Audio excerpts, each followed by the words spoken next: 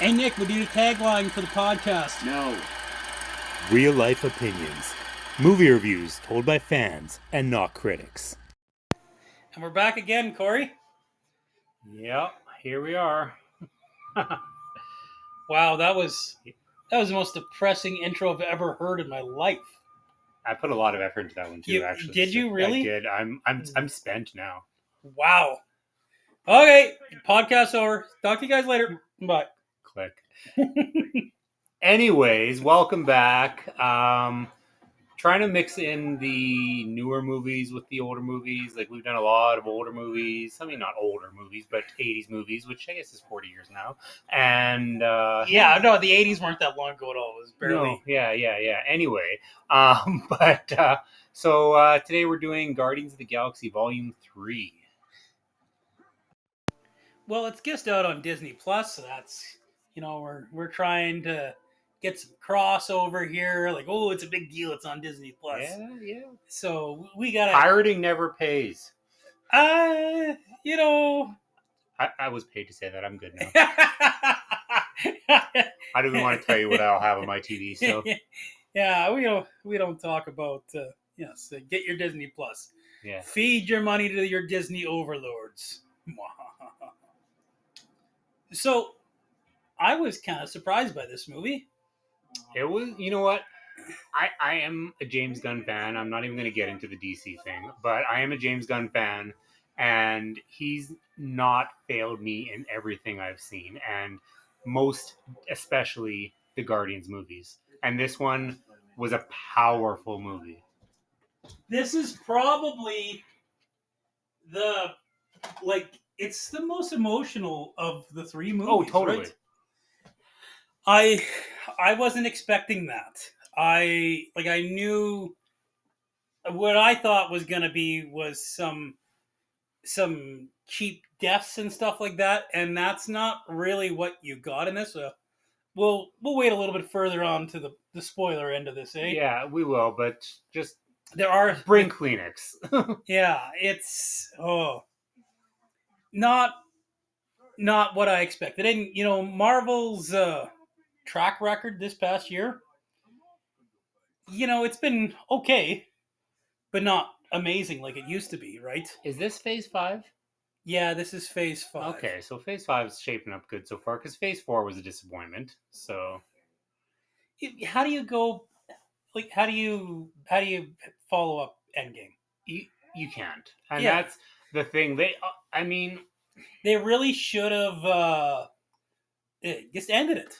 I think so, honestly, too, because in my opinion, Marvel is Iron Man, Hulk, like the Avengers and the X-Men, the Fantastic Four. And yes, granted, will be getting the X-Men, the Fantastic Four. It'll be weird having the characters when Captain America's already dead, and spoiler, and But that's not even a spoiler for this movie. We're spoiling other movies. Yeah. Well, sucks to suck. I think what they should have done is Endgame happened, and for them finishing the Guardians trilogy, that's worth going past Endgame for me. Guardians is my all-time favorite movie trilogy of all time. Like, not even my favorite superhero movie, not even my favorite comedy. It's my all-time favorite trilogy of movies on its own. So I'm glad the trilogy finished, but they should have ended after Endgame. And then, we've got the properties back to Fantastic Four. We've got the properties back to X-Men. Just reboot in 5 years' time with a new Marvel universe, right? They didn't need to continue on this universe. There are so many IP stories from the original Avengers that they didn't touch. Like, the whole original Avengers, like the Iron Man, Captain America, Thor, Hulk, there are 50 million great stories, and they limited to 2, and then either killed them off or wrote them off. Mm-hmm. And that disappoints me. Mm-hmm. Oh, well, like we said earlier, at least we got this one, right? Yeah. Now, that opening, you're fighting back the tears every time, right? Yeah. Anytime they show Rocket flashbacks or things of those holy crap. I mean, I didn't come in this movie to be depressed, but you sure wanted to make me, so. everybody's just like, oh, or not everybody, I should say, but like, ooh, the Guardians are just a dumb fun one. Oh, they just have like dumb idiots. It's all jokes. Man, the Guardians have always been the heart, the emotional heart of the MCU videos, movies. Like, I don't think there's another series like maybe like you could Infinity War and Endgame. Those are the only one that have like as much emotional And that's prowess the to them. thing. It wasn't even all the Avengers movies because you have to admit, Ultron, Age of Ultron. I can remember the name for a second. There, the Age of Ultron was a bit of a disappointment. It had some merit, but it kind of soured the first one because the first one was just classically amazing, and so The first one was actually like it was just amazing. The first one happened, right? yeah, Like, we just wanted to see it. I think yeah, so. it had something like that had not been done in so many years, and nothing on that scale, right? No, it We were was just excited to see it. it was well done. Was it a well made movie? But was it a great movie? Yes, it's It was yeah. so. That final fight scene is probably the funnest you'll ever go to any movie ever. Like Yeah. it's my still my favorite action sequence of all time. But let's talk about this movie instead. Yeah, I suppose we're 5.5 minutes in, and we've talked 2 seconds about this movie. Us weird. Anyway, What do you think of High Evolutionary? High Evolutionary is by far the greatest villain the MCU has ever seen. Like, even my wife watching this with me, she's like, wow, he is evil. I'm like, right? You know, he's not even the most evil guy in the Guardians. Like, Ego wanted to like take over the entire universe, not the galaxy, but like the universe. This guy's just like a douchebag that like operates on animals, but you like still, you're right. He's the most evil guy. He is He probably the best villain in the MCU to date.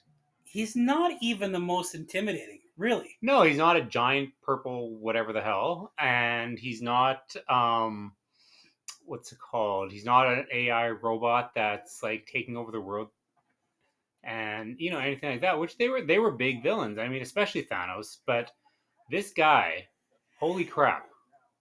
Yeah. Oh, excuse the aunt. Uh I I don't know if I'd be so bold to say that he is the best MCU villain, but he's top five. He's top five. Justin Hammer from Iron Man 2 holds a special place in my heart Justin, as my favorite Marvel villain, but Justin. he deserved to be in Iron Man 3. He should have been in Iron Man 3. Yeah, there was. I don't know. I didn't get much into him, and there were so many throwaway villains in that. Well, really, that series. Yeah, there So- kind of were. Like Mickey Rourke, dude. Yeah, like what a waste of Mickey Rourke, Yeah. I think. But yeah, what makes the High Evolutionary the best MCU villain to you? Just his sadism, right? Like he is more sadistic. Like Thanos had a plan and he stuck to it, and it wasn't so much that it was sadistic; it was just tyranny. But High Evolutionary is sadistic and a tyrant. Well, So like, yeah, this planet's not working. Oh, I can we can talk about. Is that a spoiler? nah, Nah, not a Yeah. spoiler. So he's bored of the planet. He's created this whole planet, Counter Earth. yeah, very creative in their titles. Well, that was an old Jim Starling, I do believe, or was that Shooter? Back in the day in the old Marvel, and yeah, it wasn't. They weren't always known for their best names. Okay. Well, I mean, let's not forget the Guardians of the Galaxy was a nobody comic back in the day, and MCU came and turned them into huge somebodies. So I always hate that when somebody's just like, "Oh, the Guardians are nobody's." I think the original team was back in the 70s or the 80s, and they were a bunch of nobodies. In the late 2000s, when the team that we got on the MCU was formed, it is one of the best comic book runs of all time. It's like a 70, 80 issue run. think by Dan Abbott, I do believe is his name. It eludes me at the moment. Do yourself a favor if you can find the mid 2000 run of Guardians of the Galaxy, where Star Lord comes in and forms the Guardians with Rocket Raccoon, and it's right after the Annihilation storyline. It is some of the best comic books you'll ever read. And I don't like my comic books star faring. Like, I hate that kind of comic book. Man, that comic book blew me away. It was my all time favorite. And I remember when the first Guardian movies came out, I was so excited because I was just like, yes, Chris Pratt's the perfect Star Lord. Yes, it looks like they're gonna do Rocket Raccoon. Oh my God, Groot's gonna be in it. I was like so excited for it, and I feel like I was like the only one. Like, oh yeah, there's a talking tree and a talking raccoon. I knew it was gonna be amazing if they like kept any semblance of that series. And James Gunn ended up being the perfect director. Like for these nobody characters, perfect director. He does. I mean, between this, the Suicide Squad, he takes the no-name characters. I mean, minus Harley, she was obviously known, but Harley was a big name. Yeah, he takes no-name characters and he makes them like huge. I know, like the original Guardians, that was like the Sylvester Stallone. Yeah, the Sylvester Stallone. I think it was Starhawk. There was this big guy from Jupiter. There was the rock guy that Lex Luthor from Smallville plays. Yeah. All of them. Those were like the post credits in the second one, and the Ravagers from this one. They were the original Guardians of the Galaxy team, and I love how they just like, yeah, we're just gonna turn them into Ravagers. Yondu was an original Guardian. He was never a bad guy, eh? Like he was like a Mary Sue in the comic books. Yondu was. Well, it's funny because Ravagers sounds like scavengers, and that's really what they are. They're not evil. People misconstrue them as evil. They're just like a crow or a magpie, even. They're pirates. Yeah. Scavenging, ravaging pirates. Yeah. And like, are pirates evil? Sort of. Technically. Are pirates cool? A little bit, yeah. Yeah. Yeah. I can't believe they got Sylvester Stallone for Starhawk too. Like, what a waste of Sylvester Stallone. I think he probably just fanboyed over it. Like he's like, because he probably obviously read the original comics. So when he's like, if I can be him, sure. I think that Sylvester Stallone and James Gunn are buddies. That's what I think happened. I could see it. Like, name another Sylvester Stallone comic book. Judge Dredd. Oh, well, yeah. I've read about Judge Dredd. That's a deep cut comic book, too, though. Yeah. Have you ever read 2000 AD? No. I only, and it's funny because I haven't watched the remake or whatever the hell it was considered for Judge Dredd. I only, like the Dredd movie. I never watched that. I just watched the original. It's a lot better than the first one. Well, the first one was horrible. The first one was terrible. But it's kind of a guilty pleasure horrible, so... I do really love the new Ravagers team, right? Like I do love how they brought it into the fold. You know, the old school guys. I don't know how thrilled I am about. Oh God, why can't I think of the emotional set point in this movie's name? You know, the green one. Gamora? Yes! Gamora's name was escaping me there for a second. I don't know how I like Gamora being in the Ravengers, but she was always my least favorite Guardian. Honestly, they did a good job with her story arc in this movie. Everybody expected something else in the end, and they didn't get it. But I think they still gave her an arc. They went the right way. And they could have easily gone the opposite way, and I think it would have been cheap. Yeah, it would be too expected and cheap is a good word. I'll talk more about that when we get near the end, because there's actually a little factoid I have about that too. So. Oh, yeah? But no, I think they realized she was kind of a throwaway hero, so they put her on the Ravagers, and she was. I don't think they did realize she was a throwaway character. I think they designed these movies with her being pivotal. Well, I And guess considering the whole Soulstone thing. yeah, So and like they purposely brought her back for this one. yeah, They didn't need to bring her back. it's funny. Zoe Saldana, or Zaldana, how you pronounce her last name, involved in 2 of the most highest-grossing movies of all time. Well, 3 of the top 4. Yeah, that too. Right. Yeah. So good for her. Yeah, good for her. And I really enjoyed her in The Losers too. She might be 4 of the top 5. Where's the water? I'm not. I was gonna say I'm not gonna break down Avatar 1 and 2. I just consider Avatar as a whole. And well, then I guess I should include Endgame and Infinity War as a whole. Yeah, I suppose that's basically one long movie as well. Hole, yeah. So, Sweet, it's. I don't know where Way of Water ended. I knew it ended up high. It wasn't as good as the first one, but it's no for like money makers though. Yeah, no, even so, it still wasn't good as the first one, but it was still high. Yes. Yeah.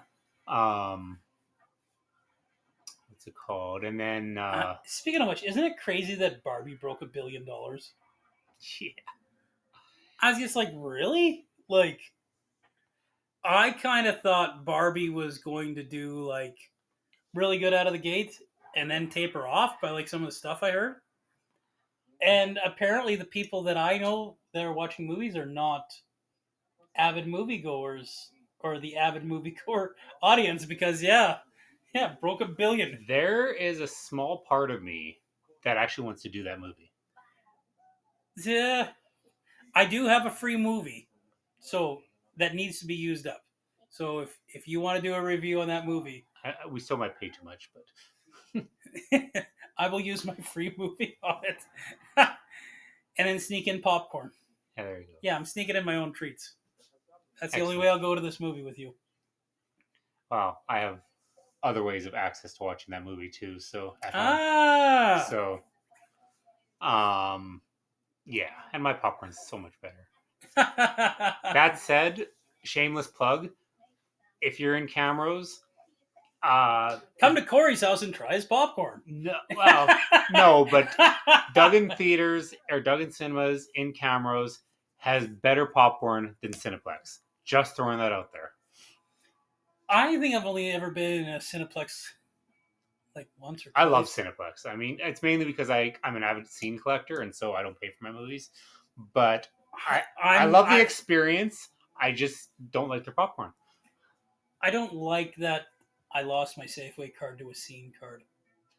I'm an old man that way. It's but it went from Safeway to Air Miles to scene. Oh, is it Air Miles? Yeah. Yeah, it was Air Miles they took away, not the Safeway card. They took away the Safeway card before that. Didn't they always have Air Miles, though? They always had Air Miles, but after the Safeway card left, it was just Air Miles. Mm-hmm. And then they were offering their deals without a card. And that lasted like a year. And then I'm not sure what they were doing after that. And then, or maybe it was probably longer than a year. And then now they brought out the scene thing. And because Air Miles has really gone by the wayside. Oh, yeah. Which I'm okay with because I think last time I checked, I had 34 Air Miles. So I had like an Aeroplan, not Air Miles, and then it was rubbish. Home Hardware, right? Yeah, it was Home Hardware. Yeah. It was rubbish. Yeah. Anyway. Back to the movie. Wasn't Nathan Fillion great in this movie? Nathan Fillion was amazing. Nathan Fillion's amazing in anything he's in. Absolutely. Like, I can't think of a single bad Nathan Fillion thing. The James Gunn connection, right? Like, yeah, he was in a lot of James Gunn stuff. Him and Joss Whedon, like, they both had the ties there, and I love that. Oh yeah, I got a guy like that too. Yeah.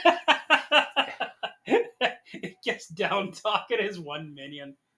Oh, and they actually kind of made him like a little bit menacing there.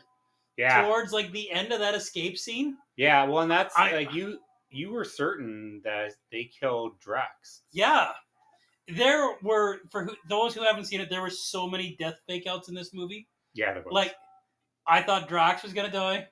Drax should have. Not, I'm saying I want him to, but based on what happened to him, he should have died. Yeah, he should have died. Yeah. I thought Rocket was going to die. Yeah, I think everybody thought, oh, wait, maybe he does? Anyway, too late now. He doesn't die. He doesn't die. We're not going to get into this, like, is this a spoiler talking about who doesn't die? Kind of, because you're, like, emotionally attached to it until... Like, there's deaths in this movie, okay? But guess not who you think. I thought Star-Lord was toast. I was and like, I knew it was the last Guardians movie, so I was like, oh, okay, well, that's how they're getting rid of him. Yeah. So there is a scene at the end of this movie where it's just like, you're 100% positive Star-Lord is dead. And then they Deus Ex Machina him with Adam Warlock. And I almost think it would have been a better movie if they would have just killed him there. Yeah. It would have been a stupid way to die. But interestingly, the whole end scene where they say whoever will return, usually they say the Guardians will return. They just say the legendary Star-Lord will return. I don't know. Which is interesting because of the rumors of Chris Pratt going to DC to be Booster Gold. Oh my god, he'd be such a good Booster Gold. Yeah. That's why I like James Gunn in DC. Yeah. I want to see Booster Gold and Blue Beetle. Yeah, well, Ted Cord Blue Beetle, not... Well, even so, like, they're talking, everyone's like, oh, we're going to boycott Blue Beetle. I'm like, why? Why? And you want Blue Beetle because if they're going to have Booster Gold, you want Blue Beetle. Whether it be, obviously, Mexican buddy or... It's something Reyes. Yeah. So... Oh, you want to see Ted Cord Blue Beetle with... Well, you don't know that he's not... He might be in Blue Beetle. Yeah. I actually really like that iteration of Blue Beetle when he first came out, but they didn't really do much with him. He was kind of like their answer to Miles Morales. Yeah. And it didn't really pan out that way, right? Miles Morales ended up being a lot more popular. Well, it's like Hal Jordan versus Jon Stewart. Jon Stewart ended up being super popular. No, in the end. But the fact that they created another iteration that people know, so and they did so many Green Lanterns though, like Kyle Rayner. Yeah, but he was like a Generations Green Lantern there for a while. Guy Gardner. Well, that's who I heard this one's gonna be. Yeah. Oh my god. And I'm gonna love. Oh my! So they're gonna do Booster Gold. Guy Gardner. You know who's playing Guy Gardner? Who? Guess. Oh my god! Who would make Nathan Fillion? Would make yes. a good. Yes. It's been cast. It's not a rumor. It's been cast. I thought you said he was gonna be Booster Gold. No, Chris Pratt's gonna be Booster Gold. Oh yeah, Chris Pratt. Yeah. Well, and that hasn't been cast yet, but that's pretty much they said the foregone conclusion. But official casting is Nathan Fillion is going to be Guy Gardner, Green Lantern. Nathan Fillion's going to be an amazing Guy Gardner. So who do they get to be Ted Cord? Like, it's got to be somebody who's like serious yet silly, like somebody who you can believe is like a super genius yet like totally incompetent. I'm a huge Michael Rosenbaum fan. I know he could totally do Ted Cord. Yeah. He totally could. I know, and I know James Gunn said he's going to cast Michael Rosenbaum in his movies, but we don't know who. I do. I really liked him. He showed in Smallville that he could be serious and cunning and everything like that. But then, I don't know if you ever watched the movie Kicking It Old School with Jamie Kennedy. A long time ago. He was the antagonist in that movie, and it was a silly movie. So he proved he can do it all. So watching this, I can't wait for Guy Gardner and Booster Gold now. I guess like watching these two interact. And it's like I need more of this.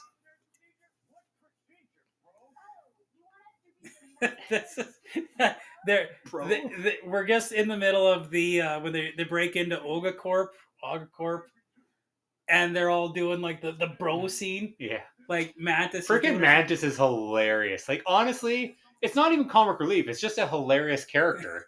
So They like kind of beat the crap out of her this movie. Eh? she gets her ass kicked. Not as bad as Nebula. Nebula gets absolutely destroyed, but of course she can pop herself back together.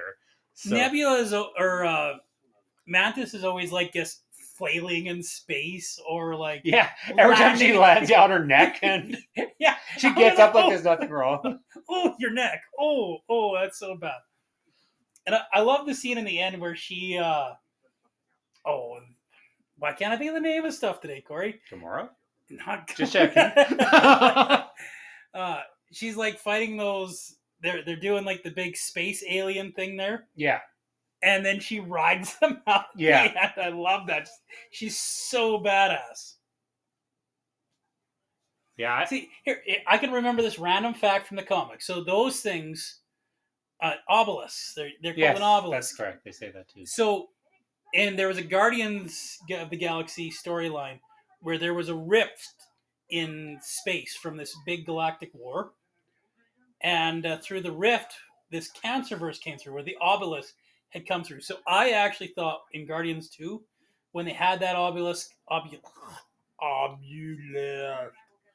the big space alien monster thingy. With a lot of teeth. Yeah, when they had that in the first one, I thought, oh, they're going to do the Cancerverse in the next one.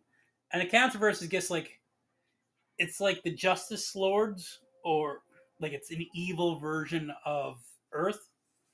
Okay. The real Captain Marvel never dies, and then there is no death. So like everything's just a cancer, everything just lives forever, and then just needs to ever expand. That's where the Cancerverse comes from. Makes sense. So can we talk about the soundtrack a little bit? I mean, that's what made these movies. Yeah.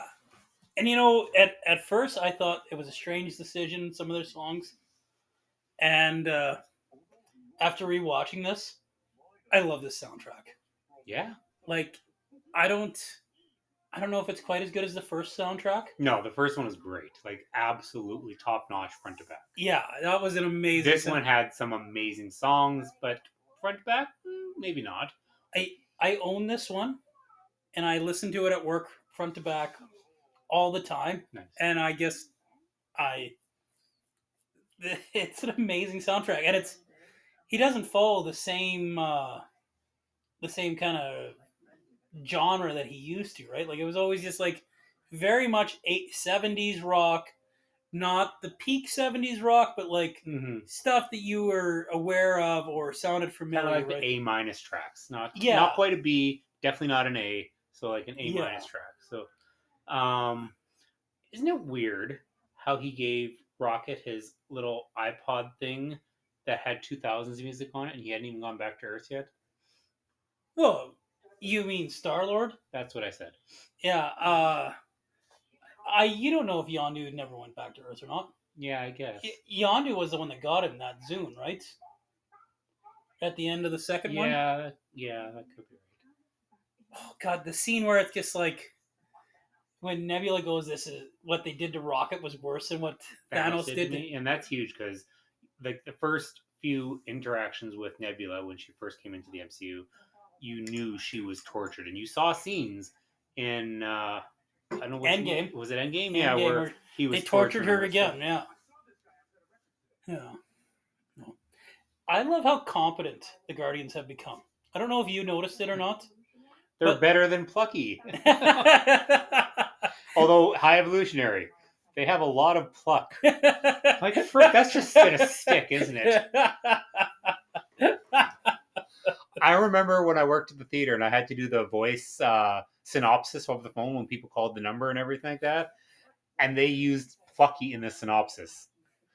I'm like, man, that word got overused from these movies. They are plucky though, right? They really are kind of plucky though. I guess. But like, every time I hear that, I think of Princess Bride. It's like, that word, I don't think it means what you think it means. Which, I mean, is actually completely false because they are using it in the proper context. But every time I hear an overword used, that's the first thing that pops in my head. So, Uh, so who's got the best arc in this movie? Is it like Rocket's kind of out for the whole movie, but even though he does have the best arc in the movie, right? Yeah, well, his flashback scenes make it an arc, and would it be an arc or would it just be flashbacks? I don't know. But that's the thing about it. Like Yeah. the flashbacks have an arc, but the character kind of doesn't have an arc because he's out for like Although pretty much to the third act of this movie. Yeah. And then I love this scene. And then Adam Warlock has an arc, and Gamora has an arc, and yeah. I think, yeah, Star Lord doesn't really have an arc in this, does he? I Is mean, this he kinda goes like, from a drunken, depressed, miserable, whatever to accepted. So he goes through like the 12 stages of grief, but well, like in a snap of fingers, right. This is like, oh yes, my best friend's been shot and is dying. My girlfriend doesn't love me anymore because she's not actually my girlfriend. So I'm going to sober up instantly. Yeah. Like I guess it's good to see him. You know, you got to deconstruct heroes every now and again, right? Yeah. And it was a good deconstruction, however short it lasted. Like, if I had any qualm, it was just kind of like, hey, I'm a drunk, depressed. Oh, hey, I'm a effective leader again.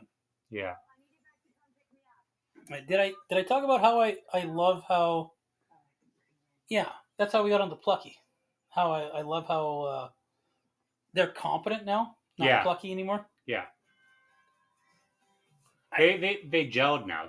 They're officially gelled as a team. So. Yeah, which is sad because this is the last time we're going to get this iteration, right? Yeah. But I mean, that's an arc in itself. It's the team is a 3-movie arc. Yeah. So. Yeah, well, like the first one was coming together. The second one, there was a lot of infighting, trying to figure out.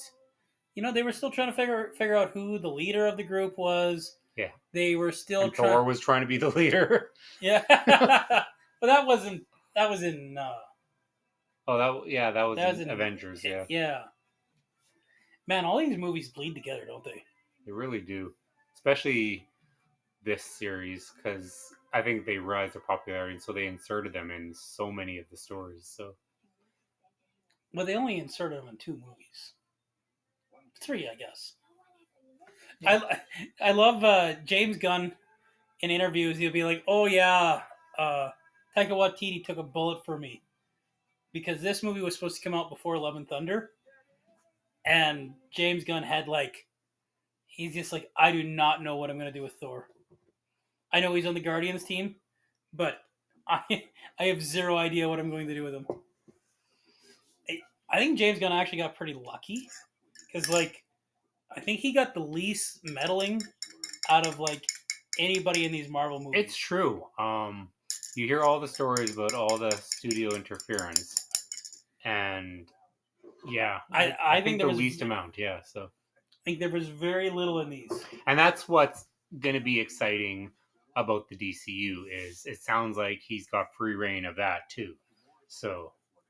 Because Warner Brothers has been so meddling, and I think they put their trust in him. So James Gunn is going to be doing the meddling. He'll be the meddlesome one, right? Which all the Snyder fans are arguing is that's why the last 2 movies bombed so bad is because he meddled in them. But no, it's because they weren't good.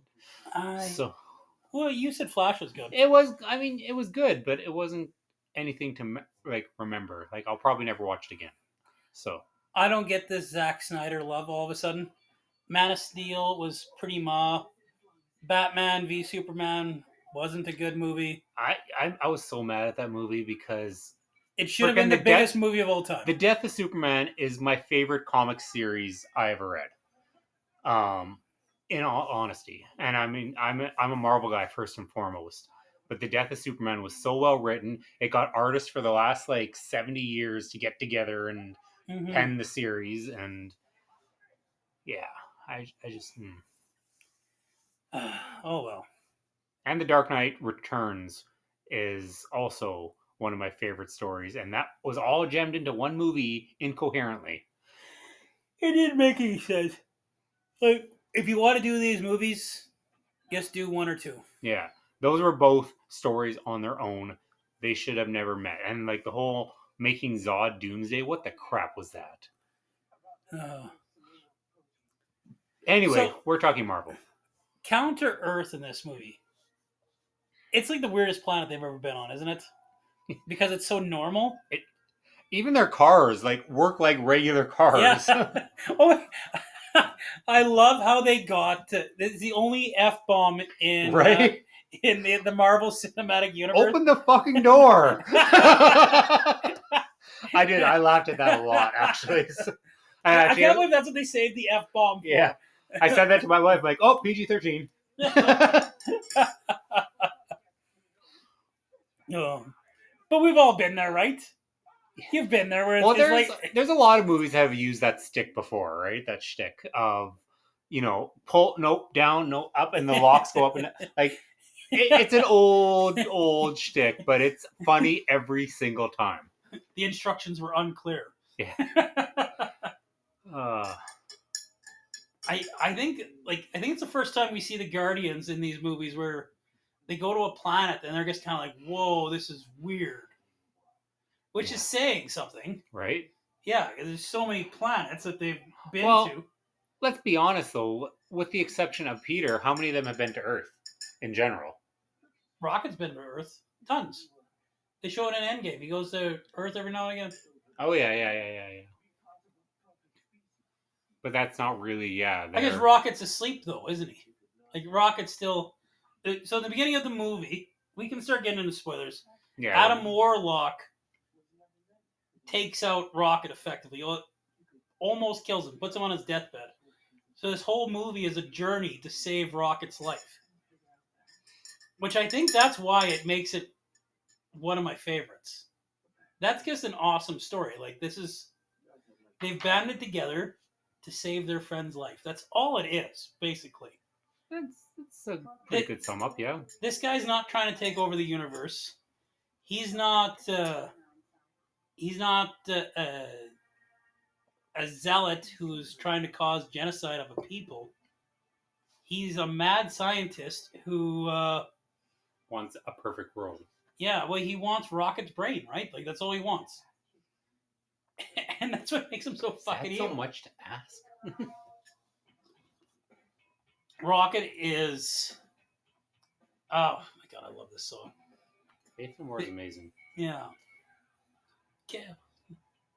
I'll jam this every now and again in my office. Nice. Yeah, like, when I don't want people to bug me, I'll be like, we care a lot. So Rocket is the only creation that the High Evolutionaries ever made that's capable of, like, invention. And that's why he's trying to get Rocket's brain in this movie. Yeah, because he figured out what was missing, and when they were trying to mutate other animals, they were all coming out as super aggressive. And he's like, I can't figure it out. And Rocket's like, well, try doing this. And it worked. He's like, how did you know that? And so the fact that he was already planning to kill him to begin with, he's like, wait, but his brain, though. His brain. High Evolutionary is obsessed with making stuff perfect.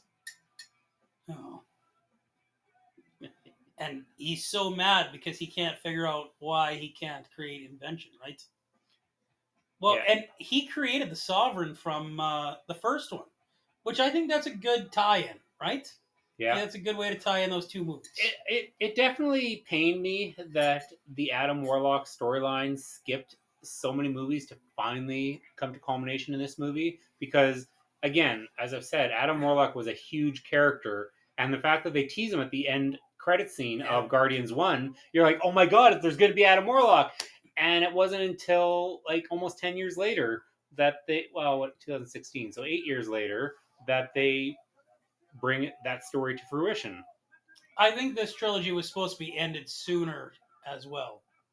Yeah. Like, I think they were originally hoping to have this done before Endgame, and that just didn't happen. Well, it definitely could have been before as much because they allude to how much his actions almost cost the universe type thing. So yeah, well, they could have rewritten stuff though, and had this be before the first one or before Endgame, like, or before Infinity War. I guess you'd have to do, right? Yeah, because that was. Well, I'll say it's a seamless move, but it really was 5 years later. So Mhm. on your left. The Sovereign. Do you like Adam Warlock in this movie, or is he kind of disappointing because he's kind of an idiot, right? I was gonna say I like Adam Warlock, but yeah, in this movie, honestly, you just got to remember he's a newborn child, pretty much. and he was taken out of his cocoon early, like they Yeah, allude to. they allude to that he was. I think of Turtles 2 when I think of Adam Warlock. I think of Toka and Razor. That's exactly So, what I think of too. Like, yeah, he came out too early. He's too little. he's a He's baby. a baby. Yeah, They're babies. yeah, exactly, and that's it. He's got the mind of an infant, but the powers of a god.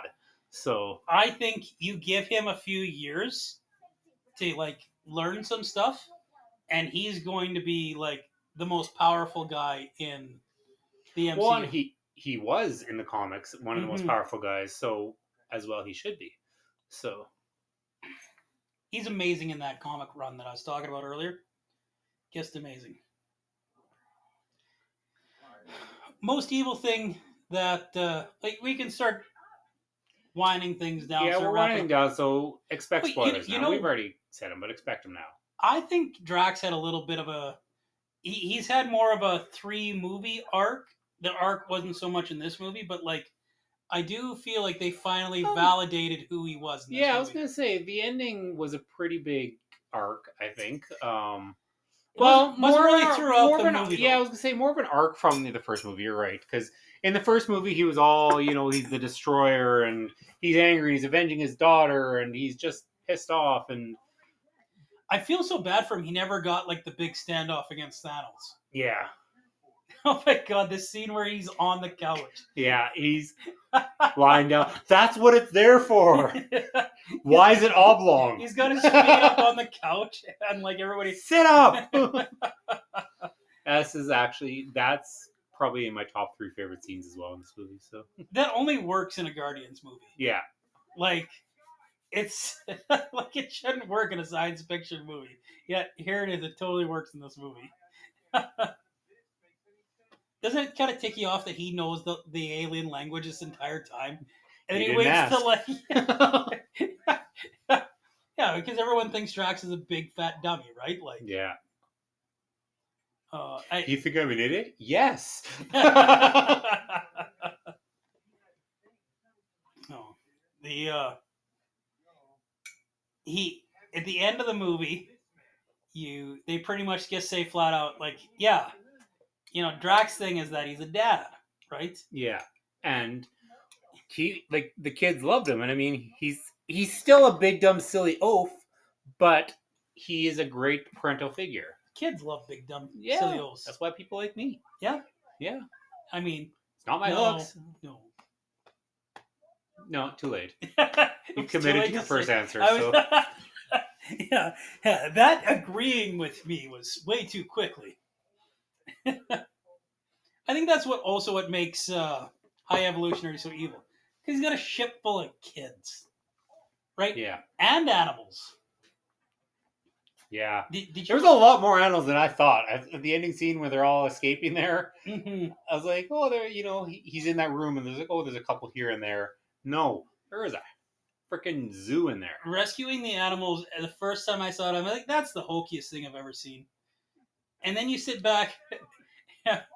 We're on the car scene where the F-bomb gets dropped right now.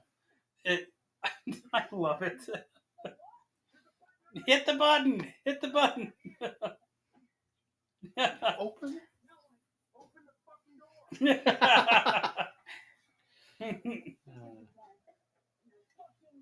Oh well. At first, I thought that was hokey with the animals, and then you realize, no, that was Rocket. That was Rocket's redemption for the future. So. Yeah. He's just, the beginning of the movie, you see he's just one raccoon out of a big cage of raccoons, right? And you don't even know, what happened to the rest of those ones in the cage. They were probably killed. Mm-hmm. So we're giving the villain an A+ in this? yes. Giving the score an A+ in this? Yes. What are we giving the story? We should. I think I'd say either B plus or A minus. So it's an A minus. It's probably. Is it the strongest story of the Guardians? Like, I would argue the Eagle one is probably the strongest story. yeah, that was pretty big, and that's like you find out a lot in there. You find out about his heritage. You find out about like what the story with him and Yondu is like told, and there was a beautiful story there, and the story with his like um, his dad. You find out how that happened, and that's still weird, but anyway, Yeah, your dad's not a planet. yeah. I think the first Guardians had the weakest story, to be honest, which is saying something. I love that movie. I adore that movie. I adore that movie so much that Come and Get Your Love played at my wedding. Nice. No, the first movie, the characters were A plus for sure, like all of them, but the story was pretty blasé. Yeah.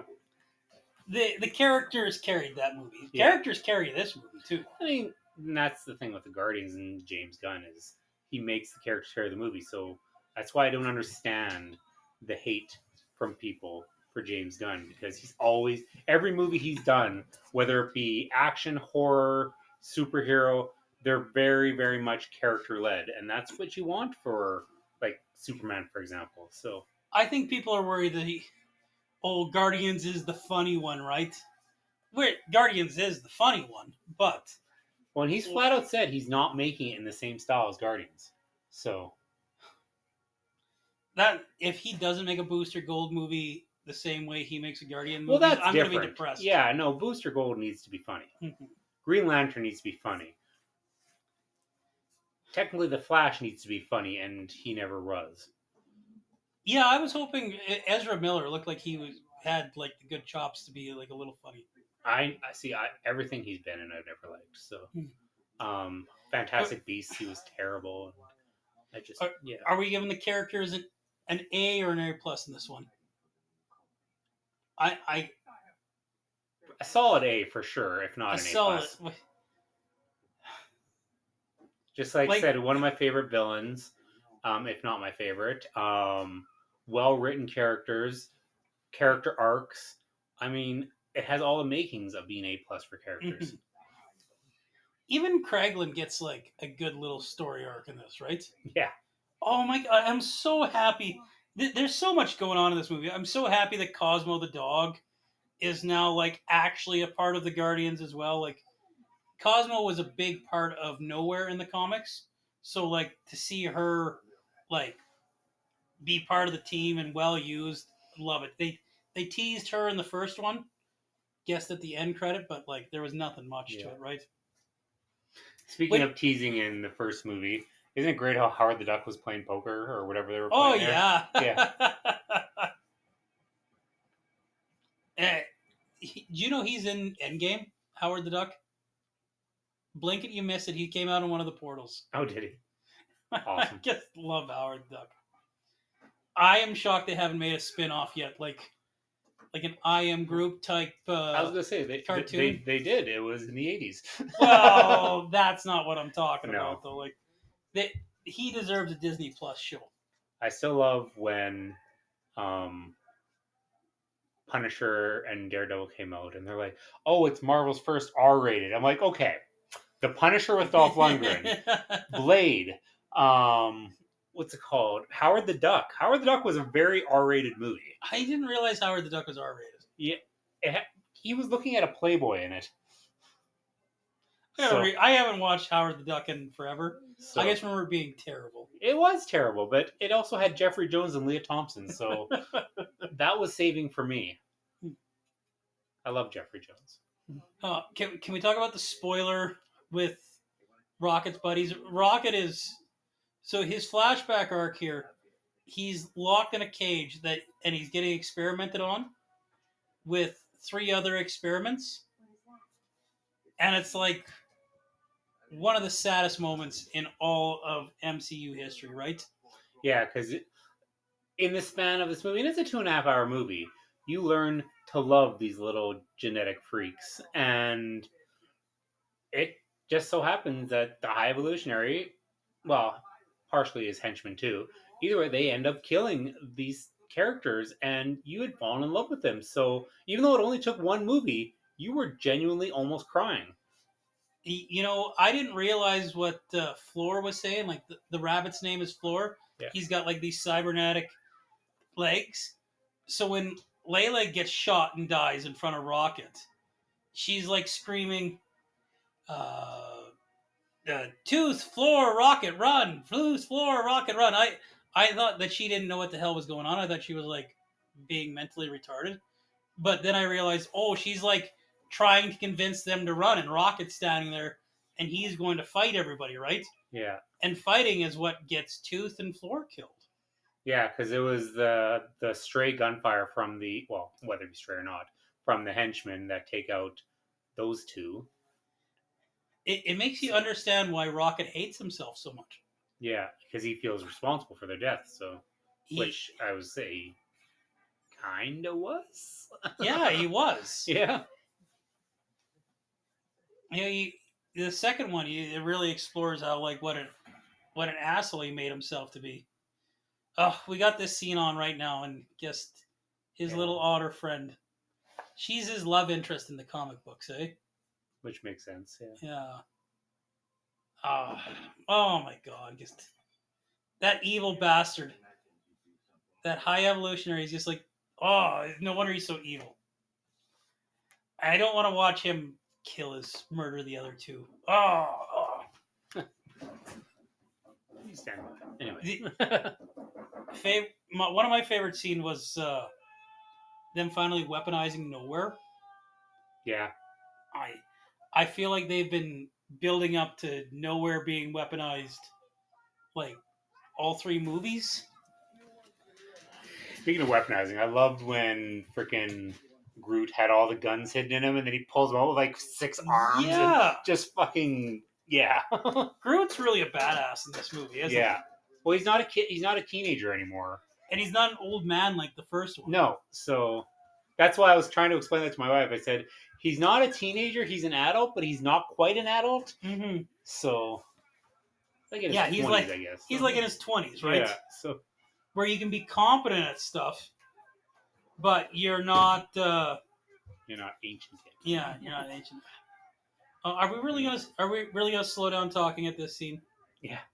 Find out why High Evolutionary had to get his face replaced. Oh yeah, yeah. Rocket like scars the crap out of him, right? I was kind of surprised when they take out High Evolutionary, and I still don't think he's dead. But he's not dead. Yeah, they've said he's not dead. Did they say? Yeah, interviews have said that he's alive. Okay. Yeah, that's what I thought. Either way, they take off his face mask, and you see what he looks like underneath that. I didn't actually expect them to show that, but yeah, they did. So yeah, there's a deleted scene where you can see him on Drax's shoulders. Okay. I haven't watched it yet, but I know there's a deleted scene. I'm debating purchasing this as my last MCU purchase on physical media because I own the first two on physical media. Mm-hmm. So a part of me wants to just get this one to be my last MCU purchase because I think I talked about this last week, but Disney in Australia is no longer doing physical releases. And so I think obviously that's the way they want to go. They're obviously just testing the market. But either way, I hate to say it, it's the saddest thing for me to say as a movie guy, but I think physical media is starting to die, and it's very sad. You know, I think they're going to find it a little bit more difficult than you think. I don't like owning a lot of movies. I feel like I have too many movies as it is. But, digital, you're too reliant on these giant companies. Well, that's the thing is they can pull it at any time. Yeah. And then you don't have it. Then it's gone forever, right? Yeah. So what spoilers haven't we spoiled? I think we covered it. We covered everything. Yeah. Final thoughts? For James Gunn's last Marvel movie, he goes out with a bang. It is emotional. It is action packed. It is hilarious. It is serious. It'll make you laugh. It'll make you cry. It's all around the perfect comic book movie. I stress that because there's better other movies out there, but this is probably the perfect comic book movie. I've never considered the Guardian of the Galaxy's comic book movies. I just put it in that category because, like I said, there's better, well-made movies out there. But as far as a comic book movie goes, because this is based on a comic book, it's one of, if not the best. I guess I shouldn't say comic book movie. I've never considered a superhero movie, which is, I feel like, that's definitely why I say comic book movie. Yeah. So it is. I've already stated this is my favorite trilogy. Any trilogy. And I'm trying to refute that, but nothing is coming to mind. Think of a trilogy that's got like because every time I think of a movie that's Jones good, is close. Well, every time I think of a movie that's good, there's more than a trilogy too. So look at the Terminator franchise. How's that thing been like?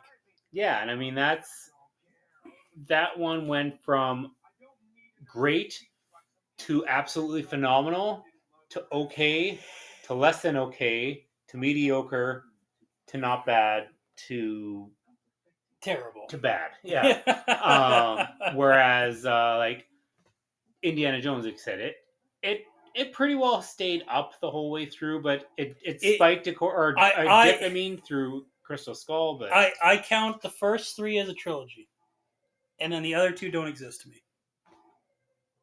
Fair enough. But hey, I actually like Dial of Destiny. Dial of Destiny was really good, actually. So I shouldn't say that, but and it's too bad that so much of what happens in Crystal Skull plays a role in Dial of Destiny. So you can't say, just pretend Crystal Skull doesn't exist, but because you need that movie to make the last movie make sense. There is no such thing as a perfect trilogy, but this is damn close.